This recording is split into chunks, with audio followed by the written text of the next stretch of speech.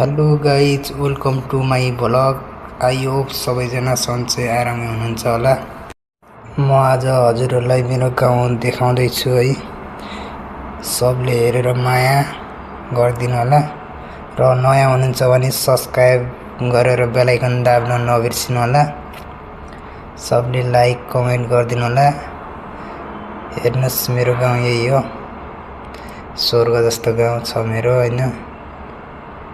डाँडा काँडाको बिचमा मस्त नेचुरल भ्यू हो यो भनेको, कुनै एडिट गरेको होइन। यो देखिराख्नु भएको छ, हेर्नुहोस् मस्त हरियाली। यो भ्यू चाहिँ पूर्व खोला गाउँपालिका वडा नम्बर 3 को भ्यू हो है।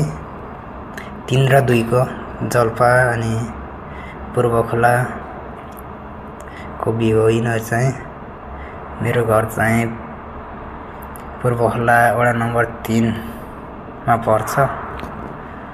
टक्क घरदेखि बनाउँदैछु। केही बेर म खोलाको पनि भ्यू देखाउने छु हजुरहरूलाई। कस्तो लाग्छ अन्तिमसम्म हेर्नु होला। जे होस्, भ्यू चाहिँ यति राम्रो आएको छ कि कुरै नगर्ने। हेर्नुहोस् न कति राम्रो आएको छ, क्या दामी। हजुरहरूलाई भ्यू कस्तो लाग्यो कमेन्टमा भन्नु होला है।